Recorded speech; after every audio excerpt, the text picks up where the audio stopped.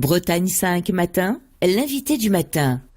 Et je vous le disais tout à l'heure, notre invitée de la matinale est Cinderella Bernard. Elle est présidente du groupe communiste du conseil départemental des Côtes-d'Armor, première adjointe à la mairie de Bégard et présidente du SMICDOM du Ménébré. Elle est avec nous en direct. Bonjour. Bonjour. Alors, Cinderella Bernard, lancement de la campagne pour les élections européennes, coup d'envoi aujourd'hui dans les Côtes-d'Armor, en tout cas pour le Parti communiste. Tout à fait, nous lançons la campagne ce soir à Bégard, à la salle de la MJC. Donc c'est une première initiative, nous espérons réussir un gros rassemblement pour montrer notre ferme détermination à en terminer avec ces logiques libérales qui méprisent les gens et la nature. Donc il faut absolument qu'on se rassemble déjà dès ce soir pour lancer une campagne dynamique et de terrain et aller à la rencontre des gens.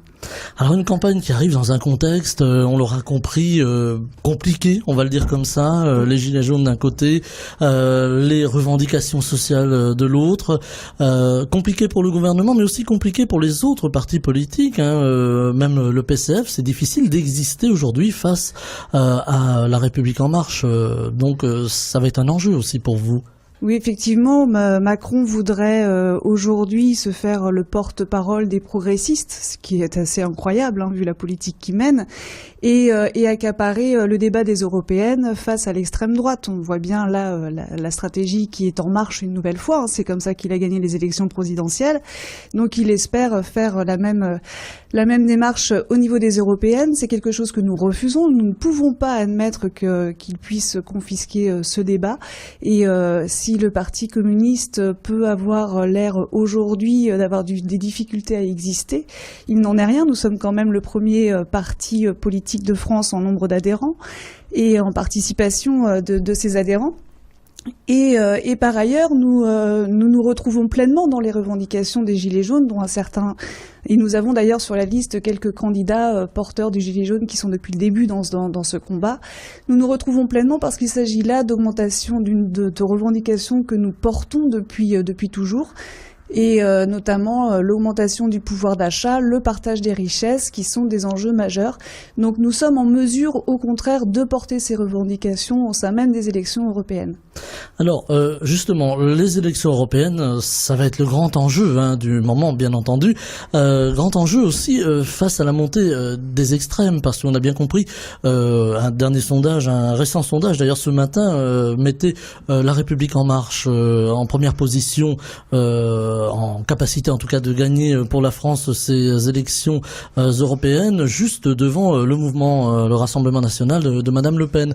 Est-ce que ça va être aussi pour vous un enjeu capital d'essayer de s'interposer pour que les extrêmes ne gagnent pas ? Il faut que nous nous interposions parce que c'est très grave ce qui se passe. Et effectivement, on voit la montée des extrémistes partout, même en Europe, en Italie, en Hongrie, en Pologne. Et donc, il faut absolument qu'on soit présent dans ces débats et qu'on ne laisse pas la haine monter entre les gens eux-mêmes. C'est le risque, en fait, quand plus on crée d'inégalités sociales et plus on crée, en fait, des conflits entre les gens. Parce qu'il est plus simple, plus facile, finalement, d'accuser son voisin que l'on voit que d'accuser ceux qu'on ne voit pas. Et le problème n'est pas son voisin qui essaie aussi lui de s'en sortir. Le problème est bien la finance qui s'accapare toute la richesse de notre pays et même de l'Europe. Et donc l'enjeu est là. Il faut bien que les gens entendent aussi que le Rassemblement national ne défend en rien leurs intérêts, puisque Marine Le Pen s'est bien opposée à l'augmentation du SMIC, alors que nous le portons à 200 € d'augmentation pour les Françaises et les Français. Nous portons même l'idée d'un SMIC européen pour éviter la concurrence entre les travailleurs en Europe et ne souhaite pas non plus rétablir l'ISF. Il ne faut pas compter sur Marine Le Pen pour au contraire pour s'attaquer à la finance et à ses amis industriels en Europe. Donc il faut que les gens entendent ça et donc nous pouvons nous porter cela au sein même des débats que nous aurons et des rencontres que nous ferons sur le terrain. Et nous avons la chance d'avoir une force militante dans le département des Côtes-d'Armor et c'est ce qui nous permettra d'aller à la rencontre des gens. Et au-delà des communistes, il faut savoir que la liste l'Europe des gens contre l'Europe de l'argent portée par Yann Brossa compte 30% de personnes qui ne sont pas cartées, qui n'appartiennent pas à un parti politique, mais qui sont des gens de gauche et qui rêvent comme nous de progrès social, humain et écologique. Alors, Cinderella Bernard, la gauche, justement, elle est un peu esquintée, il faut bien le reconnaître. En tout cas, on va parler, par exemple, du Parti Socialiste, qui a eu du mal et qui ne se relève, il faut bien le reconnaître, là aussi, pas des dernières élections. Est-ce que il aurait fallu, peut-être, quelque part, avoir une convergence des forces de gauche pour créer alors je sais pas, je vais dire parti, ou un groupement, je ne sais pas, pour faire peut-être face au rouleau compresseur de la République en marche? Alors oui, effectivement, c'est l'idée que nous défendons depuis toujours, l'idée de se rassembler à gauche. On l'avait imaginé dans le Front de gauche, d'ailleurs, qui était une initiative qui marchait bien. Et puis, hélas, on s'est divisé sur les dernières élections législatives. Et c'est dramatique. Moi, je le regrette fortement parce qu'on aurait pu avoir plus de députés porteurs d'idées, de vraies idées progressistes dans l'intérêt des gens. Et ce n'est pas le cas. Et donc, aujourd'hui, effectivement, tout le pouvoir est donné à Macron. Alors, et on parle là des élections européennes. Ce que nous revendiquons, c'est la nécessité d'en finir une bonne fois pour toutes avec les traités libéraux européens. Les traités libéraux européens, c'est Maastricht, c'est la concurrence libre et non faussée, c'est la règle des 3%, la fameuse règle des 3% de déficit public autorisé aux États membres, qui fait qu'on intervient sur les services publics, qu'on dégrade le service public. C'est l'idée, la directive libérale de mettre les services publics justement, de les livrer à la concurrence. Et ça, ce sont des choses qu'on ne peut pas accepter, parce que ce qui fait qu'on va encore aggraver les inégalités sociales et en plus laisser partir l'emploi. Donc on a des enjeux économiques et humains et environnementaux très importants. Et donc, on ne peut pas imaginer aujourd'hui se rassembler avec des personnes qui ont porté ces lois-là, avec des partis politiques qui ont porté ces traités-là. Le Parti socialiste, au sein de l'Europe, a porté ces traités-là. Alors, on peut très bien s'entendre sur un niveau plus local, où on a l'habitude de travailler ensemble. Au niveau européen, c'est une démarche qu'on ne peut pas avoir, parce que les gens ne s'y retrouveraient pas. Il y a une divergence, clairement, entre le Parti communiste et le Parti socialiste au niveau européen. Oui, parce qu'ils n'ont pas une position suffisamment claire par rapport aux traités libéraux. Nous, l'enjeu que l'on porte sur ces élections européennes, face à la gravité de la situation dans laquelle on se trouve, où on voit que le néolibéralisme est une vraie menace aujourd'hui pour la paix dans le monde, mais aussi pour... excusez-moi, je ne suis pas assez... C'est bon. Voilà, mettez-vous juste en face du micro. Voilà, on va le dire aux auditeurs qui ne nous voient pas. Voilà, qui est une menace pour la paix dans le monde, mais aussi pour le climat. Il faut la seule réponse efficace à cela est de revenir sur les traités libéraux et de créer une Europe sociale, écologique et solidaire. Et donc, effectivement, on ne peut pas se retrouver avec le Parti socialiste. Notre allié pourrait être Génération S. Génération S avec qui nous retrouvons plusieurs points de convergence et nous ne fermons pas la porte à Génération S. Par contre, nous portons l'exigence que dans le programme que nous pouvons porter ensemble, soit remis en cause fermement les traités libéraux. Alors, je parlais du contexte tout à l'heure, contexte, on va dire assez compliqué, assez complexe.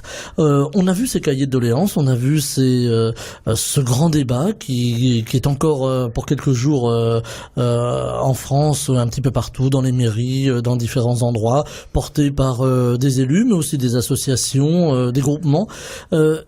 Qu'est-ce que vous espérez au niveau du Parti communiste qui va sortir en fait de ce grand débat, de ces cahiers de doléances? Est-ce que vous imaginez que demain on va poser tout ça sur la table et dire voilà, on repart sur autre chose, on réfléchit à notre société, ou est-ce que vous pensez que c'est un coup d'épée dans l'eau? Alors dans l'idéal, il aurait été bien que ça se passe comme ça, qu'effectivement on puisse recueillir ces cahiers de doléances. D'ailleurs nous avons mis à disposition aussi des gens sur les marchés quand nous allons les rencontrer, les cahiers de l'espoir, pour leur permettre aussi de répondre pour ceux qui n'iraient pas jusqu'à la mairie, pour y déposer leurs doléances. Ça, oui, dans l'idée, la démarche était bonne. Ceci dit, nous avons revendiqué la nécessité d'y participer pour que ne pas laisser la place à Macron et son gouvernement de dire que, voyez-vous, les gens ne se plaignent pas, donc j'ai raison de continuer ce que je fais. Mais on voit bien que les dés sont déjà pipés, puisqu'effectivement, dans les questions qu'il pose aux gens dans le grand débat, il demande quelles dépenses publiques réduire. Quel service public fermer? Donc les orientations sont déjà prises. À aucun moment il dit souhaitez-vous que l'on remette en place ou pas l'ISF? À aucun moment, il remet en question le CICE et les 40 milliards de cadeaux faits aux entreprises, sachant que les entreprises du CAC 40 ont offert 56 milliards de dividendes à leurs actionnaires. À aucun moment, il dit « Souhaitez-vous que nous engagions une politique sérieuse et efficace contre la fraude fiscale ?» C'est 100 milliards d'euros en France, 1000 milliards en Europe. Donc là, on voit bien qu'il reste dans cette logique libérale qui est toujours d'opposer en plus les Français entre eux. C'est-à-dire qu'à l'inverse, il est capable de remettre en question la sécurité sociale, l'accompagnement des personnes âgées. Et ça, c'est inacceptable. Quand on connaît toutes les difficultés que peuvent avoir les professionnels dans ces secteurs et quand on connaît tous les besoins humains en termes de santé, on ne peut pas imaginer remettre en cause ces questions. Alors justement, la santé est un des secteurs. Alors on va parler aussi de l'agriculture puisque on est en plein salon de l'agriculture. Mais la santé, vous en parlez, Cinderella Bernard. La santé, c'est le point de préoccupation. Actuellement, on voit les urgences qui sont saturées, le manque de médecins dans les campagnes. Qu'est-ce qu'on pourrait mettre en place tout de suite pour essayer de débloquer cette situation ? C'est toujours une question de partage des richesses, en fait. La santé, c'est le service public, tel que l'on connaît aujourd'hui. Effectivement, il y a des hôpitaux privés, mais nous défendons l'idée d'un service public de la santé. Et donc, quand les priorités sont données aux plus riches, on ne trouve pas d'argent pour donner justement à ceux qui en ont besoin. Et le problème, c'est de rendre la santé accessible à toutes et tous sans distinction. Et aussi dans le milieu rural. On a un problème de mobilité au milieu rural. Il faut arrêter de croire que les gens peuvent faire aisément le déplacement quand on parle de supprimer la maternité de Guingamp, par exemple, pour se rendre à Lannion ou à Saint-Brieuc quand ils viennent du centre-Bretagne. C'est pas possible. Forcément, on va perdre en efficacité. Donc, il faut maintenir les services de santé de proximité. Mais il faut les développer aussi parce qu'on a un manque criant dans le département de structures pour personnes handicapées notamment et les élèves en situation de handicap. Donc, il faut pouvoir les développer et pour ça, ça veut dire mettre effectivement l'argent public au service de l'humain. Donc, au niveau européen, l'idée est de débloquer des fonds publics européens en direction des services publics, donc de la santé, de l'éducation, etc. Parce que il faut savoir que la Banque européenne a mis à racheter en fait les dettes des banques privées à hauteur de 1400 milliards d'euros. 1400 milliards d'euros, ça veut dire qu'il y a de l'argent, sans contrepartie, en n'exigeant aucune contrepartie. Nous revendiquons l'idée de mettre cette manne financière au service des gens, pour une Europe des gens, contre l'Europe de l'argent. Vous parliez de milieu rural, effectivement, c'est compliqué de se déplacer, effectivement, des maternités de plus en plus loin, avec toutes les conséquences que l'on peut imaginer. Vous parliez également du développement des structures qui ne se fait pas ou pas bien, en tout cas, d'accueil des personnes handicapées, mais il y a aussi les EHPAD, on en entend beaucoup parler dans l'actualité, la détresse de ceux qui y sont accueillis, nos anciens, nos aînés, mais aussi des personnels. Les EHPAD, effectivement, mais il y a aussi cette politique, le maintien à domicile. Ce sont deux secteurs qui sont gravement touchés. C'est pour ça que je vous disais tout à l'heure, il est inadmissible d'entendre Macron, opposé par la voix d'Agnès Buzyn, opposer les revendications en disant qu'ils ne pourront pas dépenser à hauteur des besoins sur le secteur de la personne âgée. C'est inacceptable. On ne peut pas imaginer cela alors on donne 3 milliards, on laisse 3 milliards aux plus riches de la société. Donc effectivement, c'est un vrai problème et encore une fois, ça passe que par le financement de l'État. On a signé au mois de septembre dans les Côtes-d'Armor le plan de l'ARS, l'Agence régionale de la santé. Nous y sommes opposés, nous le groupe communiste, et nous avions appelé les élus du conseil départemental à s'opposer à ce plan santé. En 2 mots, pourquoi vous y êtes-vous opposés ? Parce qu'il ne répond pas aux besoins de la population, parce qu'on n'y retrouvait pas la création de nouvelles structures pour personnes en situation de handicap, parce qu'il portait cette même logique de suppression des services publics de proximité. Le plan santé d'Emmanuel Macron vise très clairement les maternités de niveau 1. Très clairement, il est prévu de créer des plateformes de soins spécifiques et donc de supprimer toutes les maternités que l'on retrouve en proximité au milieu rural. Donc voilà, il n'était pas imaginable de voter un plan qui va à l'encontre des besoins, qui n'est pas suffisant par rapport aux besoins de la population.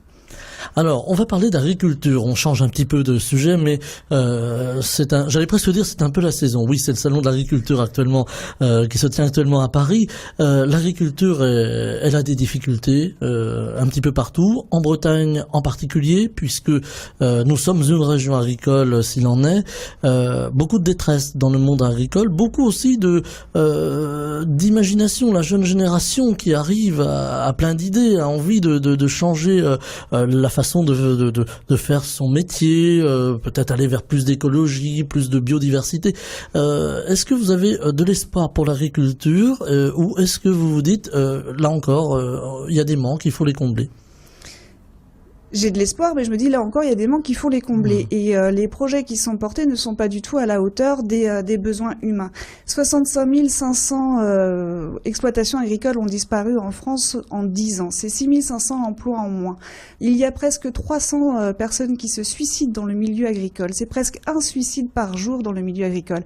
C'est une détresse humaine, moi, en tant qu'élu, à laquelle je dois faire face quelquefois et pour laquelle je n'ai pas de réponse. Parce que bien souvent, ils ont déjà utilisé toutes les ressources possibles et inimaginables qui sont mises à leur disposition. Alors les Européennes sont pour l'agriculture un enjeu majeur. Pourquoi ? Parce que on va remettre en question la politique agricole de commune, la PAC, la fameuse PAC. La fameuse PAC, pardon.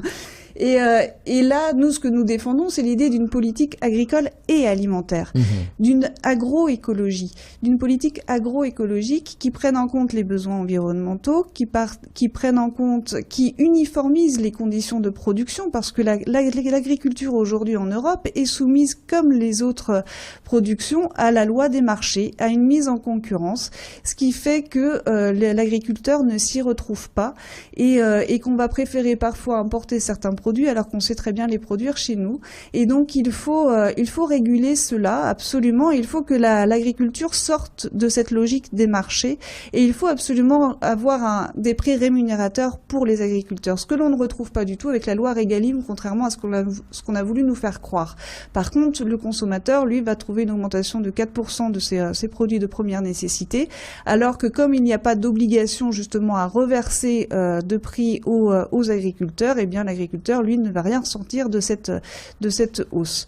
Donc non, là encore, il y a des effets d'annonce, mais il n'y a pas de mesures efficaces et il n'y a pas de vraie volonté de permettre à nos agriculteurs de vivre mieux et de permettre à les orienter vers une transition qui soit plus écologique. Parce que nos agriculteurs ont la volonté de bien faire leur métier et ont un amour de la nature. Et ça, ce n'est pas à remettre en question.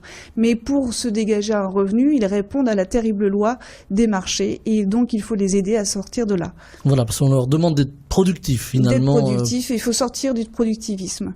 Alors, on s'aperçoit, là encore, pardonnez-moi, je vais encore parler de sondage, mais que les Français, majoritairement, aiment le monde agricole, mais à la fois, bien, il y a un peu je t'aime moi non plus, c'est-à-dire on aime le monde agricole, mais ça nous embête quand même que les agriculteurs mettent des pesticides, dégradent la nature. Alors, je mets bien des guillemets, parce que je sais qu'il y a de nombreux agriculteurs qui nous écoutent et il s'agit absolument pas de fustiger le monde agricole qui fait un travail sur le terrain chaque jour, mais c'est vrai qu'il y a un petit peu ce sentiment de se dire oui, l'agriculture est nécessaire, mais à la fois on en a un petit peu peur parce qu'elle dégrade la nature. Est-ce que là aussi il faut réconcilier les Français avec l'agriculture ? Je crois ce qu'il faut déjà, les Français ont déjà changé leur mode de consommation. Beaucoup vont de plus en plus se tournent vers l'agriculture biologique. Je pense que c'est aussi l'avenir et d'ailleurs les agriculteurs se tournent vers là aussi. On a en Bretagne un problème majeur qui est les algues vertes par exemple. Et on a considérablement réduit la problématique des algues vertes grâce aux agriculteurs, grâce à l'effort qu'ils ont fait. Les agriculteurs sont conscients des difficultés que leur travail amène pour leur environnement. Ils demandent qu'une chose, c'est pouvoir travailler autrement. Mais pour les aider à travailler autrement, encore une fois, il faut leur permettre, leur donner les moyens de le faire autrement. Et il faut sortir l'agriculture de cette logique de marché.